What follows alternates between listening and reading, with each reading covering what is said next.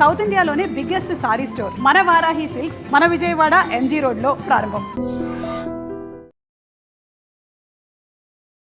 నమస్తే, welcome to I dream weekend update with Kavitha.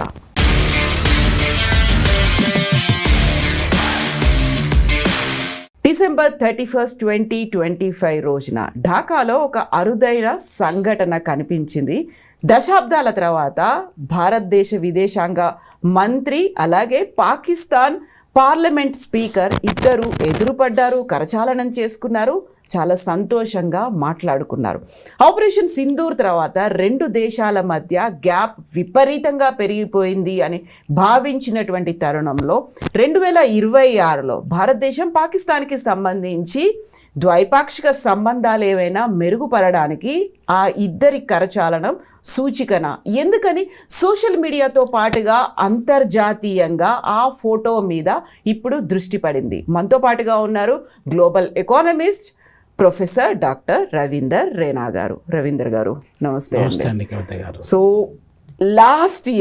Last రోజు జరిగినటువంటి ఒక సంఘటన, ఇద్దరూ కలిసి హ్యాండ్ షేక్ చేసుకున్నారు, చాలా చక్కగా పలకరించుకున్నారు, మాట్లాడుకున్నారు. ఆపరేషన్ సింధూర్ తర్వాత క్రికెట్ టీంలు, అందులో ఉమెన్ క్రికెట్ కావచ్చు, లేకుంటే మెన్స్ క్రికెట్ కావచ్చు, అండర్-19 కావచ్చు, క్రికెట్ మ్యాచ్ ఆడినప్పుడు కూడా షేక్ హ్యాండ్స్ ఇచ్చుకోవడానికి హెసిటేట్ చేశారు మన వాళ్ళు, చాలా దూరం పెట్టారు పాకిస్తాన్ క్రికెటర్లని.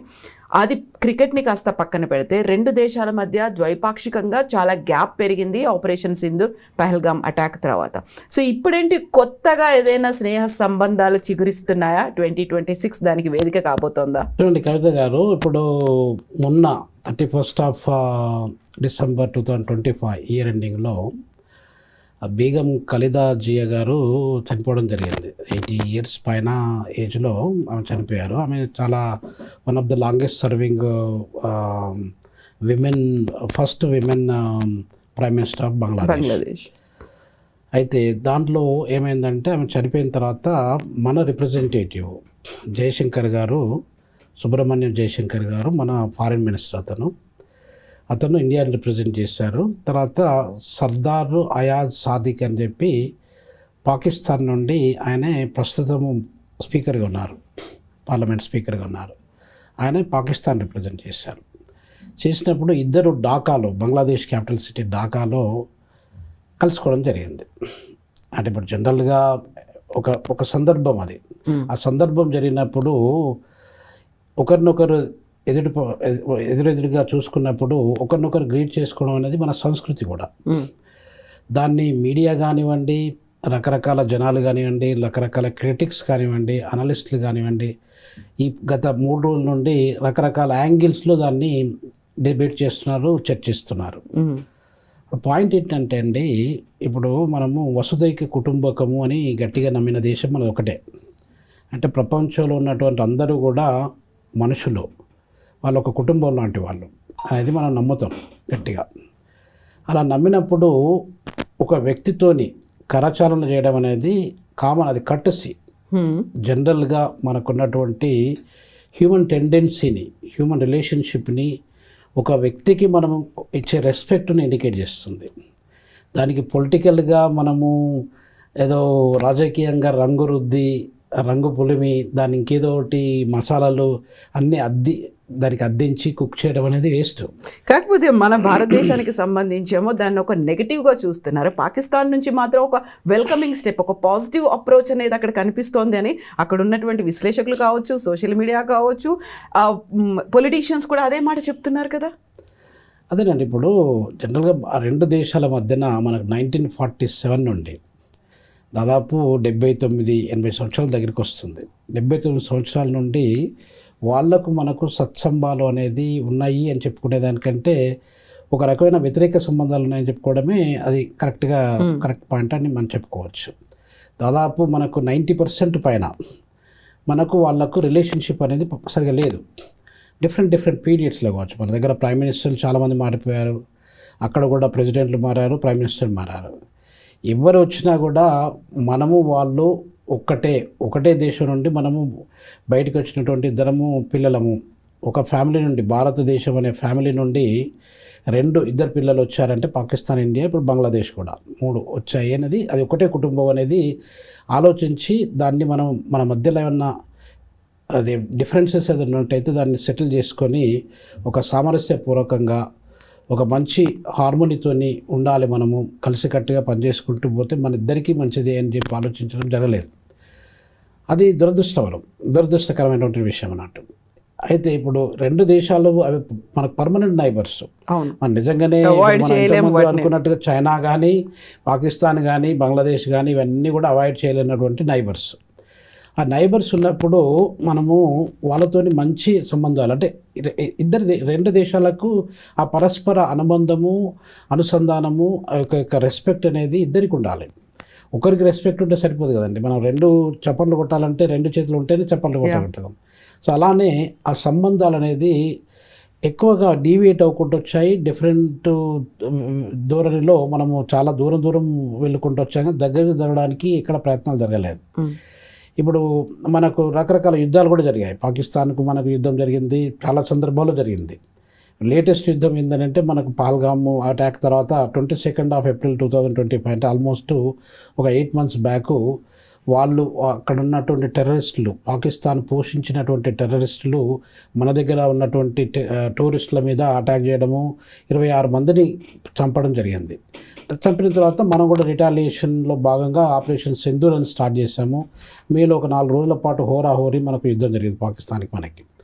ఇవన్నీ జరిగినప్పుడు ఇప్పుడు మనకు ఒక అవకాశం వచ్చింది. పాకిస్తాన్ కౌంటర్ పార్ట్ని మన యొక్క భారతదేశం యొక్క రిప్రజెంటేటివ్ మన జయశంకర్ గారు ఉన్నారు కదా, వాళ్ళ కరచారణ చేయడం అనేది ఇట్స్ ఎ కామన్ థింగ్ అయినప్పటికీ కూడా ఇప్పుడు నాట్ ఓన్లీ క్రికెట్ కాదు, యాక్చువల్గా డొనాల్డ్ ట్రంప్ అక్కడ ఆసిఫ్ మునీర్ని పిలిచినట్టుగా ప్రధానమంత్రి నరేంద్ర మోదీని కూడా పిలిచారు. But he knows very well అక్కడ పాకిస్తాన్ నుంచి ఆసిఫ్ మునీర్ కూడా వచ్చాడు కాబట్టి ఈయన అవాయిడ్ చేశారు, ప్రధానమంత్రి నరేంద్ర మోదీ వెళ్ళలేదు.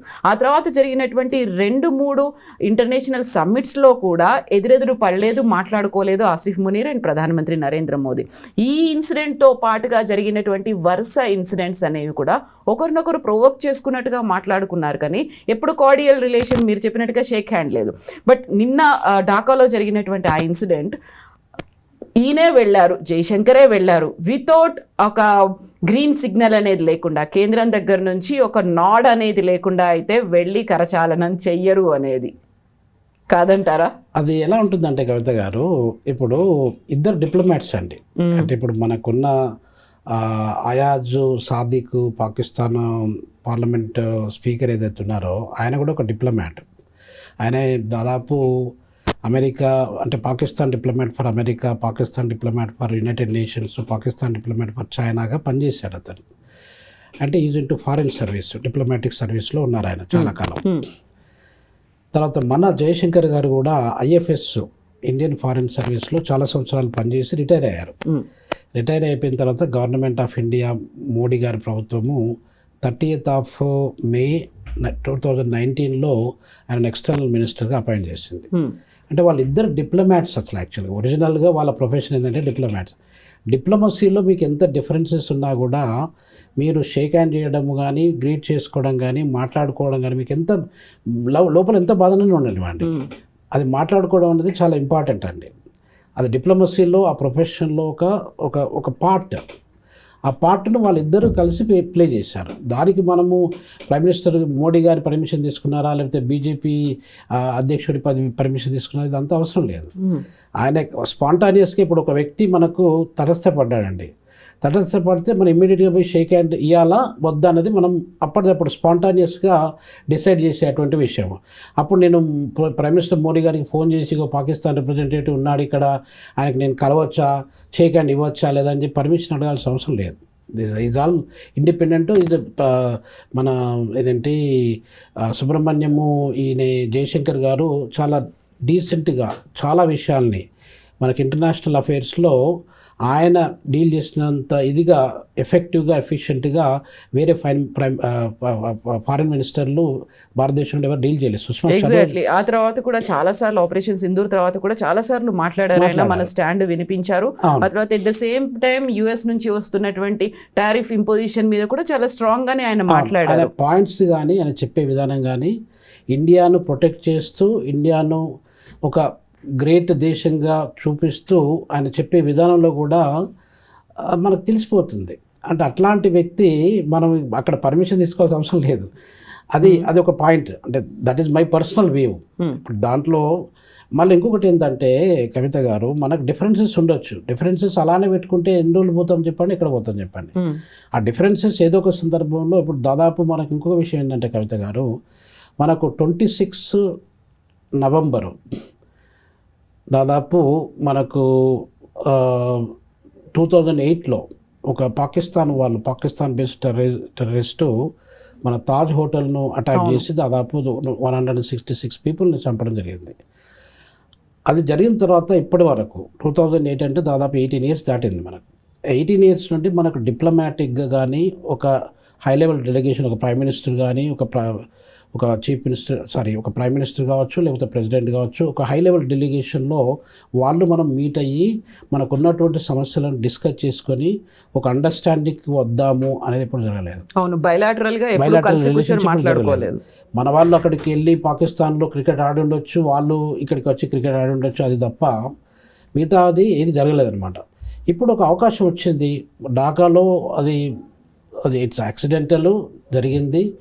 ఆయన కూడా గ్రీట్ చేయడానికి సిద్ధపడ్డాడు, ఈయన గ్రీట్ చేయడానికి సిద్ధపడ్డాడు. They just greet and they shake hand చేసుకున్నారు. ఆ షేక్ హ్యాండ్ అనేది ఇప్పుడు మీరు చెప్పినట్టుగా ఒక చిగురు, మనకి ఇప్పుడు ఒక ఒక బీజము నుండి ఒక విత్తనాన్ని మనం వేసినప్పుడు ఒక చిన్న మొలక అనేది బయటికి వస్తే ఎలా ఉంటుందనేది, అది రకరకాల యాంగిల్లో మనం దాన్ని అర్థం చేసుకోవచ్చు.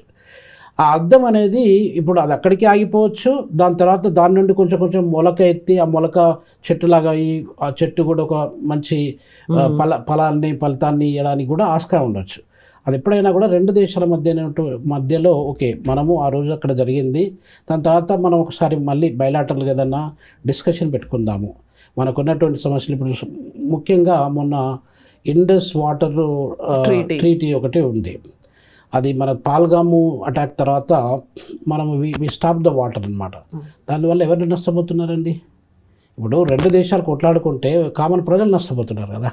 పాకిస్తాన్ ప్రజలు నష్టపోయినా, మన ప్రజలు నష్టపోయినా ప్రజలు నష్టపోతున్నారు. సో కాబట్టి అంటే రిటాలియేటివ్ అటాక్స్ ఒక్కోసారి మనం వాళ్ళ పాకిస్తాన్ ఎయిర్ బేస్ను మనం వాడుకొని పోవడానికి ఆ ఎయిర్ బేస్ వాడకుంటే వేరే ఎయిర్ బేస్ను వాడుకొని పోవాల్సి వస్తుంది. ఇవన్నీ కూడా చిన్నగా మిస్అండర్స్టాండింగ్తో నారో మైండెడ్నెస్ ఇంక్రీజ్ అయిపోయి వాళ్ళు అబ్బో ఇది వద్దు, ఇది ఇలా చేయకూడదు అనేది, అలా కాకుండా ఒక అండర్స్టాండింగ్ అనేది ఉండాలి. కొన్ని రెస్ట్రిక్షన్స్, వాళ్ళకు మనకు సంబంధాలు బాగాలేదు కాబట్టి రెస్ట్రిక్షన్స్ ఉండడం అనేది ఇంపార్టెంటే. మనము వాళ్ళకు ఒక బుద్ధి మాట చెప్పాలంటే ఏదో రకంగా మనం ఇంపోజిషన్స్, రెస్ట్రిక్షన్స్ పెట్టుకుంటూ రావాల్సింది.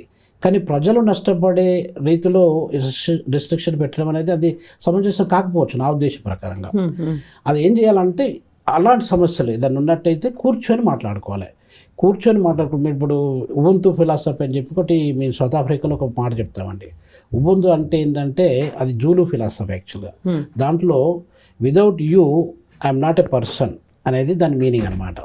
అంటే మీరు ఉండడం వల్లనే నేను పర్సన్ని. అది ఎవరైనా కూడా, ఇప్పుడు సపోజ్ టీమ్ లీడర్ అయినా, లేకపోతే ప్రైమ్ మినిస్టర్ అయినా, ప్రెసిడెంట్ అయినా, ఎట్లాంటి ఎక్స్టర్నల్ మినిస్టర్స్ అయినా కూడా ఒక వ్యక్తి ఆ వ్యక్తిగా ఉంటున్నాడంటే అదంతా టీం వర్క్, ఒక సమూహం అనేది ఉండాలి. ఇప్పుడు మన భారతదేశం అనేది ఒక ప్రపంచంలో ఎక్కువ జనాభా ఉన్నటువంటి దేశం అండి. ఈ దేశానికి ఒక ప్రైమ్ మినిస్టర్ ఉన్నాడు, ఒక ఎక్స్టర్నల్ అఫేర్స్ మినిస్టర్ ఉన్నాడు, ఫారిన్ మినిస్టర్ ఉన్నారు అని అంటే ఏంటంటే they are representing all the people of India. It's a team work. So కాబట్టి ఆ టీం వర్క్ అనేది, ఆ రిప్రజెంటేషన్ అనేది ఒకరికి ఒక ఇండివిజువల్కి సంబంధించింది కాదు, మొత్తం ప్రజలకు సంబంధించిన విషయం. ఆ ప్రజలకు సంబంధించిన విషయాన్ని, ఆ ప్రజలకు ఏదైతే మేలు జరుగుతుందో అది అలా చేసినట్టయితే బాగుంటుంది. మనకు ఒకసారి నేను కొట్లాట పెట్టుకున్నాం అనుకోండి, ఆ డిఫరెన్సెస్ అది ఉంటాయి మనసులో. మీరు నేను ఎదురుపడ్డప్పుడు గ్రీట్ చేయాలా వద్దా అని చెప్పి మీరు ముఖం చాటేయడము, నేను ముఖం చాటేయడం ఇలానే ఉండిపోతుంది. ఎన్ని రోజులు ఉంటాం అలా? మనం పక్క దేశంలో ఉన్నప్పుడు మనకు ఉన్నటువంటి సమస్యల్ని మనం కూర్చొని మాట్లాడుకుందాం. ఈ కూర్చొని మాట్లాడుకోవడానికి ఇన్ని 7 దశాబ్దాలుగా చర్చలు అనేవి జరుగుతూనే ఉన్నప్పటికీ ప్రతిసారి పాకిస్తాన్ ఏదో ఒక రకంగా అటాక్స్ అనేవి చేస్తోంది. టెర్రర్ అటాక్స్ కావచ్చు, లేకపోతే స్మగ్లింగ్ కావచ్చు, ఇంకో రకమైనటువంటి ప్రోద్బలం అనేది కంప్లీట్గా పాకిస్తాన్ నుంచి వచ్చినప్పుడు అంత ఈజీగా మనం పాకిస్తాన్ని నమ్మలేం కదా అనేది. ఇప్పుడు ఈ ఇన్సిడెంట్లో కూడా మన దగ్గర నుంచి వస్తున్నటువంటి అపోజిషన్ ఏంటంటే, యాక్చువల్గా ప్రతి అటాక్ని ఇంతమంది చనిపోవడానికి, మారణకాండకి కారణం పాకిస్తానే కాబట్టి దాన్ని ఒంటరిని చేయాలి, ఏకాకి చేయాలి, దాంతో సంబంధాలే పెట్టుకోవద్దు అనేది ఉన్నప్పుడు వాళ్ళకి మీరు చెప్పినట్టుగా జలసంధి అక్కడ యాక్చువల్గా ఉన్నటువంటి వాటర్ ట్రీటీ నుంచి వాళ్ళకి కావాల్సినటువంటి వాటర్ రావాలి కాబట్టి కొంచెం కార్డియల్ రిలేషన్స్ వాళ్ళ దగ్గర నుంచి వచ్చింది అనేది కనిపిస్తోంది కదా. సో ఇక్కడే 2 రకాలుగా కనిపిస్తుంది. మనమేమో ఒప్పుకోవట్లేదు, వాళ్ళ దగ్గర నుంచో అక్కడి నుంచి వస్తోంది అది. అదేనండి, ఇప్పుడు టెర్రరిజము పాకిస్తాన్ పోషించడం అనేది దురదృష్టమైనటువంటి విషయం అండి. టెర్రరిజం అనేది ప్రపంచ దేశాల్లో ఉన్న 200 దేశాలకు అందరికీ కూడా టెర్రర్. అదందరూ కూడా, అన్ని దేశాలు కూడా దానికి అగెనెస్ట్గా మనం పనిచేయాల్సి వస్తుంది. అగెనెస్ట్గా నిర్ణయాలు తీసుకొని దానికి ఒక రూపం లేకుండా డిస్ట్రాయ్ చేయడానికి మనము ప్రయత్నం చేయాలి. అటువంటప్పుడు ఇప్పుడు పాకిస్తాన్ టెర్రరిజం పోషించుకుంటూ వస్తుందనంటే దట్ ఈస్ రియల్లీ బ్యాడ్. దానివల్ల మన దేశంలో మన ఆర్థిక వ్యవస్థ కానివ్వండి, మన ప్రజలు కానివ్వండి, మన భూభాగం కానివ్వండి చాలా వరకు నష్టపోతూ ఉంది. ఇప్పుడు కాశ్మీర్కి పోతుంటే Kashmir is consider as Switzerland of India అంటారండి. ట్రూ. ఆ స్విట్జర్లాండ్ ఆఫ్ ఇండియా, మీరు స్విట్జర్లాండ్ పోనక్కర్లేదు, మన ఇండియాలోనే స్విట్జర్లాండ్ ఉంది. సో అక్కడికి వెళ్ళి మీరు అంతా ఏదైతే అక్కడ ఎంజాయ్ చేస్తారో ఇక్కడ కూడా ఎంజాయ్ చేయొచ్చు. అలాంటి దాన్ని ఒక టెర్రర్ని క్రియేట్ చేసి ప్రజలు పోకుండా, టూరిస్టులు రాకుండా దాన్ని చేయడం అనేది చాలా బాధాకరమైన విషయం.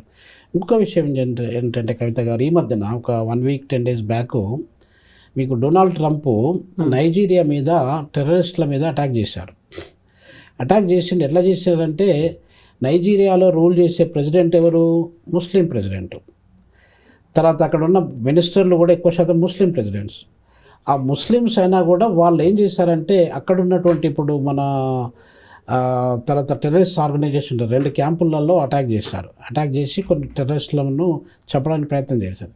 అంటే ముస్లిం అయి ఉండి ముస్లిం టెర్రరిస్టుల మీద వాళ్ళు అటాక్ చేయడము, అమెరికా సాయం తీసుకుని అటాక్ చేయడానికి ప్రయత్నం చేశారు. అక్కడ పాయింట్ ఏంటంటే, డొనాల్డ్ ట్రంప్ చెప్పిన పాయింట్ ఏంటంటే, క్రిస్టియన్స్ ఆ క్రిస్మస్ పండుగను జరుపుకోవడానికి వీలు లేకుండా వీళ్ళు ముస్లిం టెర్రరిస్టులు వాళ్ళ మీద అటాక్ చేసి ఒక టెర్రర్ని క్రియేట్ చేసి అలా ఫెస్టివ్ సీజన్ని, ఫెస్టివ్ అట్మాస్ఫియర్ని డిస్టర్బ్ చేస్తున్నారని వీళ్ళు అమెరికా యొక్క సాయం కోరడము, అమెరికన్స్ కూడా రియాక్ట్ అయిపోయి వాళ్ళ యొక్క ఫైటర్ జెట్స్ను పంపించడం, తోమాక్ అని చెప్పి రకరకాల ఫైటర్ జెట్స్ను పంపించి టెర్రరిస్ట్ క్యాంప్స్ మీద అటాక్ అయింది. ఒకవేళ ఇప్పుడు as if Munir general of Pakistan ఉన్నప్పుడు ఫీల్డ్ మార్షల్ అని చెప్పి కూడా అంటారు ఆయనను. అతను కూడా అదే పరిస్థితుల్లో, అదే పద్ధతిలో నవాజ్ షరీఫ్ ప్రైమ్ మినిస్టర్ కావచ్చు, ఆ మునీర్ కావచ్చు, జనరల్ మునీర్ కావచ్చు, వాళ్ళు కూడా ఇది మా దగ్గర థ్రెట్ ఉంది, ఒకవేళ ఈ టెర్రరిస్టులే మా మాట వినట్లేదు, మేము ఎవరినైతే వాళ్ళని పెట్టి పోషించినామో వాళ్ళే మా మాట వినట్లేదు, చలో వీళ్ళని మీరు రూట్ అవుట్ చేయండి, మీరు క్లియర్ చేసేసేయండి అని చెప్పి అదే అమెరికా నుండి వాళ్ళు సపోర్ట్ తీసుకుంటే they would have done that. అప్పుడు పాకిస్తాన్లో టెర్రరిజం అనేది లేకుండా ఈ యొక్క దేశాలు, అంటే మనకు సౌత్ ఏషియన్ దేశాలన్నిటికీ కూడా ఒక సెక్యూరిటీ థ్రెట్ లేకుండా అనేది జరుగుతుండేది. అది జరగలేదు ఇప్పటివరకు. సో ఇది ఆ పాకిస్తాన్ అలా చేయనంత వరకు భారతదేశం కూడా ముందుకెళ్ళి, ఇప్పుడు అడుగడుక్కు మనకు థ్రెట్ అనేది ఎక్కడి నుండి వస్తుంది అంటే ఒక పాకిస్తాన్ నుండి వస్తుంది. ఇప్పుడు ఈ మధ్యన బంగ్లాదేశ్ నుండి కూడా స్టార్ట్ అయింది. ఈ 2 దేశాలు మనకు ఇటు అది ఈస్ట్ సైడ్ బంగ్లాదేశ్, తర్వాత వెస్ట్ సైడ్ ఇది అయినప్పుడు మనకు సేఫ్ సెక్యూరిటీ మనం ఎంత, ఇప్పుడు మనం ప్రపంచంలో 3వ ఆర్థిక వ్యవస్థగా వెతకబోతున్నాము, 4వ ఆర్థిక వ్యవస్థ ఆల్రెడీ అయినాము. అదే భారతదేశము దాదాపు ముందు డెవలప్డ్ కంట్రీ కూడా మారబోతుంది ఇంకొక 20-22 ఇయర్స్ లోపల. ఇవన్నీ డెవలప్మెంట్ ఏం జరిగినా కూడా మనకు security, safety, stability, peace, understanding, ఒక హార్మనీ లేకపోతే మనం ఎంతో కాలం ముందుకు వెళ్ళలేము. సో కాబట్టి ఈ 2 మనకు చీడపురుగులు లాంటివి. ఆ చీడపురుగుల్లో ఉన్నటువంటి టెర్రరిస్ట్ వ్యవస్థను క్లియర్ చేసుకోవడం అనేది మనకు, పాకిస్తాన్కి, అందరికీ సంబంధించినటువంటి విషయం. అది వరల్డ్ పీస్లో చూసుకున్నా కూడా, వరల్డ్ పీస్ మొత్తం తీసుకున్నా కూడా ఈ ఈ యొక్క టెర్రరిజాన్ని అంతం చేయడం అనేది చాలా ముఖ్యం. అది అంతం చేయాలనుకున్నప్పుడు కవిత గారు ఈ రెండు దేశాలు కూడా కలిసి కట్టుగా కూర్చొని, మనకు డిఫరెన్సెస్ ఉన్నాయి, చలో డిఫరెన్సెస్ పక్కన పెట్టేద్దాం, let us talk, let us discuss. అన్ని విషయాలు ఇప్పుడు మనకు ఒక 100 విషయాలు సమస్యలాగా ఉండొచ్చు. అన్ని విషయాలను ఒకేసారి డిస్కస్ చేయాల్సిన అవసరం లేదు. ముందు ఒక 10 విషయాలు తీసుకుందాం, 5 విషయాలు తీసుకొని వాటిని చర్చిద్దాము. చర్చించి మీ యొక్క కండిషన్స్ ఏంటి, మా కండిషన్స్ ఏంటి, ఎక్కడెక్కడ అగ్రి అవుతాం అనే దాన్ని ఒక పద్ధతి ప్రకారం సెటిల్ చేసుకుంటే better for both the countries అండి. ఇప్పుడు ఆపరేషన్ సింధూర్ని ఆపించింది నేనే, ఒక సీజ్ ఫైర్ చేయించింది నేనే అని చెప్పేటువంటి డొనాల్డ్ ట్రంప్ ఇలాంటివన్నీ అవుతున్నాయి కాబట్టి పాకిస్తాన్తో ఎందుకని మాట్లాడలేకపోతున్నారు అనేటువంటి వాదన కూడా వినిపిస్తుంది. నిజంగా ఆపారు కాబట్టే పాకిస్తాన్ కూడా ఆయనకి నోబెల్ పీస్ ప్రైజ్ ఇవ్వమని ఒక రికమెండేషన్ కూడా చేసింది. కాబట్టి why Donald Trump is not taking ఒక ఇనిషియేషన్ ఆయనే తీసుకొని చెప్పొచ్చు కదా అనేది. చూడండి, డొనాల్డ్ ట్రంప్కు ఒక నిమిషం పట్టదు. పాకిస్తాన్ అరే బాబు మీకు ఒక $10 బిలియన్ ఎయిడ్ ఇస్తాము, మీరు నోరు మూసుకొని నేను చెప్పినట్టు చేయండి అంటే చేస్తారు వాళ్ళు. ఎందుకంటే వాళ్ళకు ప్రస్తుతం పాకిస్తాన్ యొక్క ఆర్థిక వ్యవస్థ విపరీతంగా దెబ్బతింటుంది. సో ఇలాంటి పరిస్థితులలో ఎవరు పైసలు ఇచ్చి ఎవరు ఎయిడ్ ఇచ్చినా కూడా పాకిస్తాన్ వాళ్ళు వినడానికి ఆస్కారం ఉంటుంది. డెవలప్మెంట్ ఎయిడ్ ఇస్తాం మీకు, ఈ ప్రాజెక్ట్స్ మీకు ఇచ్చేస్తాము, కొన్ని రైల్వే ప్రాజెక్ట్స్ మేము టేకప్ చేస్తామని చెప్పినట్టయితే చేస్తారు. పాకిస్తాన్కి అమెరికాకు ఉన్న సంబంధాలు ఇండియాకు అమెరికాకు లేవండి. అది ఇప్పుడే కాదు, డొనాల్డ్ ట్రంప్ ఆ సంబంధాలు లేవు. టారిఫ్ కూడా పాకిస్తాన్తో పోలిస్తే మన దగ్గరే చాలా ఎక్కువ ఉంది. వాళ్ళకి 19% ఉంది, మనకి 50% ఉంది. అది టారిఫ్ విషయం ఒకటే కాకుండా కవిత గారు, ఇప్పుడు 1971 నుండి చూసుకున్నట్టయితే మన రిలేషన్షిప్, ట్రంప్ లేరప్పుడు, మోడీ గారు లేరు అప్పుడు, అంటే దాదాపు 54 ఇయర్స్ బ్యాక్ జరిగినటువంటి విషయం. ఇప్పుడు మనకు పాకిస్తాను వాళ్ళు మన మీద అటాక్ చేయడము, మనము వాళ్ళకు యుద్ధం, బంగ్లాదేశ్ విషయంలో యుద్ధం జరిగినప్పుడు అమెరికా సడన్గా షాక్ ఇచ్చి మనకు పాకిస్తాన్కు సపోర్ట్ చేసినప్పుడు మనము రష్యా యొక్క సహాయంతో మనం యుద్ధాన్ని వెనుకావడం జరిగింది. అంటే రష్యా సడన్గా మనకు వచ్చి లేదు మేము ఉన్నాము మీకు అని చెప్పి సబ్మెరైన్స్ పంపించేసి వాళ్ళు ప్రొటెక్ట్ చేశారు మనల్ని. సో ఇలాంటి మనకు సంబంధాలు, ఇలాంటి మనకు ఆప్తమిత్రులు, రష్యా లాంటి ఆప్తమిత్రులు లేకపోతే మన పరిస్థితి వేరే రకంగా ఉంటుండేది. సో కాబట్టి మనకు అమెరికా అనేది ఈరోజే కాదు, ఇప్పుడు ట్రంప్ విషయంలో, ట్రంప్ ఫస్ట్ టైం ఆయన అడ్మినిస్ట్రేషన్లోకి వచ్చినప్పుడు, బరాక్ ఒబామా తర్వాత అడ్మినిస్ట్రేషన్లోకి వచ్చినప్పుడు, ఇప్పుడు సెకండ్ టైం వచ్చినప్పుడు కూడా వాళ్ళకు మనకు రిలేషన్షిప్స్ అనేది ఫ్రెండ్లీగా ఉంటుండొచ్చు. ఫ్రెండ్లీగా ఉండడం వేరు, మనకు అవసరమైనప్పుడు ఇది అంటారు కదా, మనకు అవసరానికి ఆదుకున్నవాడే నిజమైన మిత్రుడు అని చెప్పి. సో కాబట్టి ఆ ఫ్రెండ్షిప్, ట్రస్ట్ అనేది, ఆ లాయాలిటీ అనేది మనకు వాళ్ళకు ఉన్నదానికంటే వాళ్ళకు పాకిస్తాన్కు ఉన్నది ఎక్కువ అయిపోయిందండి. అదే స్ట్రాటజిక్గా వాళ్ళు ఏమనుకుంటారు, India is rising, India is going to beat America. ఒక 100 సంవత్సరాల తర్వాతనో 70 సంవత్సరాల తర్వాతనో ఇండియా వాజ్ నంబర్ 1. దాదాపు 250 సంవత్సరాల కిందట India was number 1 economy in the old world. అదే నంబర్ 1 పొజిషన్ మనం తీసుకోవడం తప్పులేదు.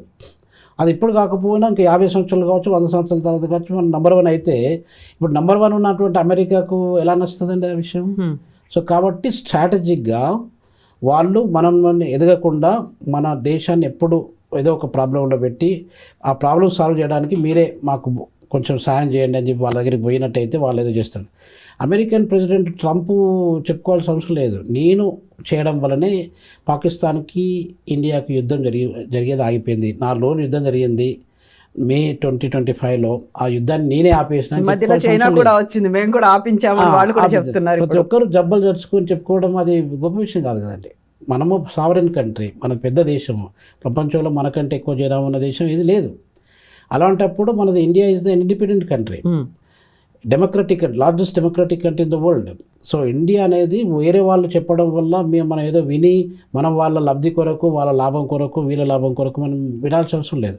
వాళ్ళు చెప్పుకునేది ఏంటంటే మేము చెప్పడం వల్ల ఇది అయింది అని చెప్పి ఇక్కడ చెప్పుకుంటుండొచ్చు. మీరు అన్నట్టు నోబెల్ ప్రైజ్ విషయంలో కూడా, నోబెల్ ప్రైజు మనం మాట్లాడుకున్నాం కూడా ఇంతకుముందు, దాంట్లో ట్రంప్ గారికి నోబెల్ ప్రైజ్ వస్తుందని చెప్పి చాలా రకాల ప్రచారం జరిగింది.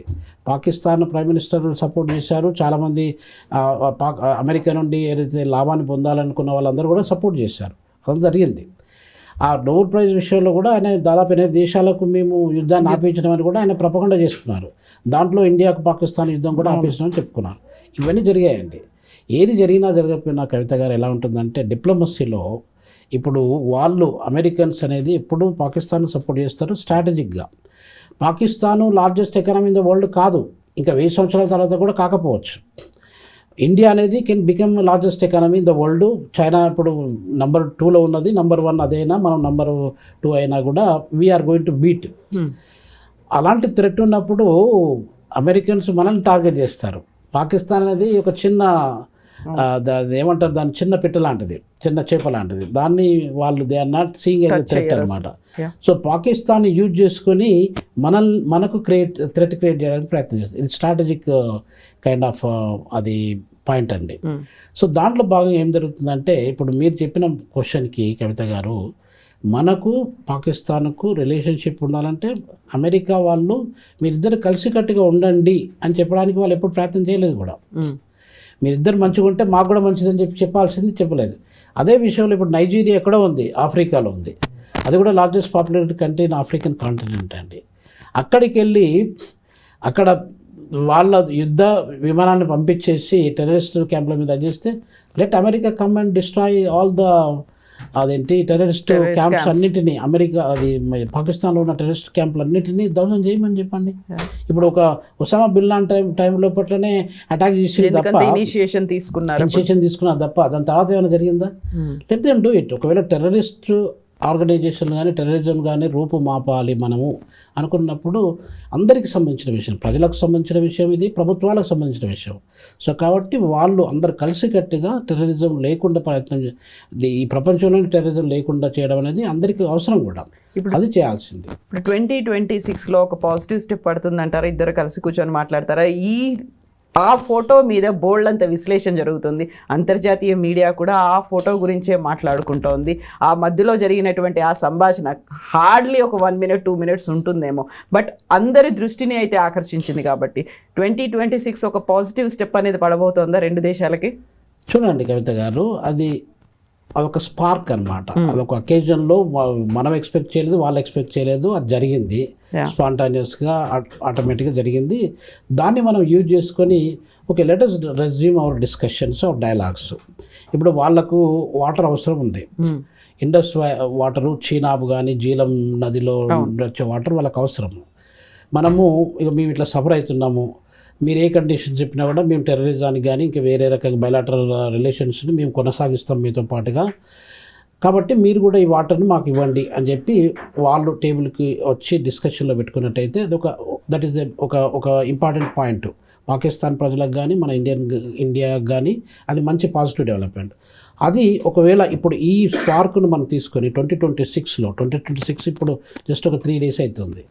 ఈ 3 days కాకుండా ఇంకా 362 daysలో ఇలాంటి డెవలప్మెంట్ తీసుకొని ముందుకెళ్ళి మనకున్నటువంటి సమస్యలు మనము సెటిల్ చేసుకుందాం అని చెప్పి చేసుకున్నట్టయితే 2 దేశాలకు కూడా చాలా మంచి జరుగుతుందండి. సో అది జరుగుతుందని చెప్పి మనము ఆశిద్దాము. So that's what I really hope అండి. ఎందుకంటే పాకిస్తాన్ మనకు అనేది సంబంధాలు ఇంపార్టెంట్, చైనాకు మనకు కూడా సంబంధాలు ఇంపార్టెంట్. ఈ డిఫరెన్సెస్తోని ఎంతో దూరం పోలేమండి మనం. డిఫరెన్సెస్తో పోయినప్పుడు ఎప్పుడైనా కూడా we become like flat tyres. Flat tyre ఎంత దూరం పోతుందండి? పోలేదు కదా. పాకిస్తాన్ వల్ల కూడా అంతే. ఇక మనకంటే ఎక్కువగా మన అవసరం పాకిస్తాన్కి ఎంతైనా ఉన్నది. పాకిస్తాన్ యొక్క ఆర్థిక వ్యవస్థ అనేది చాలా దారుణమైనటువంటి పరిస్థితిలో ఉంది. పాకిస్తాన్ యొక్క ఆర్థిక వ్యవస్థ కొంచెం పుంజుకొని పైకి పోవాలంటే భారతదేశం యొక్క అవసరం వాళ్ళకు ఉంది. సో కాబట్టి let Pakistan come, we are brothers, we will remain as brothers. So మనకున్న డిఫరెన్సెస్ పక్క పెట్టేసి మాట్లాడుకుందాం అని చెప్పి ముందుకు వచ్చి చర్చించాల్సిన అవసరం ఎంతైనా ఉందండి. ఎస్ అండి రవీందర్ గారు, థ్యాంక్ యూ సో మచ్ అండి. థ్యాంక్ యూ వెరీ మచ్ అండి. నమస్తే అండి. And for more videos, Please subscribe to iDream. Please subscribe to iDream. Please subscribe iDream. And please subscribe to iDream. For more videos, subscribe to iDream. please like, share and subscribe to the channel. Congratulations, iDream. Subscribe to iDream. Subscribe to iDream. So subscribe to iDream Media. iDream ki iDream team andarki huge congratulations. Please subscribe iDream Media. Please subscribe to iDream. Subscribe iDream. Please subscribe to iDream. iDream అంటే నా కళల channel subscribe చేసుకున్న నోరు తిరుగుతలేదు, మీరైతే గంట గుర్తు కొట్టండి. For more such videos, please subscribe to iDream. Subscribe to iDream. Please subscribe to iDream. Please subscribe iDream Media. Please do subscribe to iDream. Please subscribe to iDream Media. For best entertainment and information, please subscribe I dream. And don't forget to subscribe to iDream.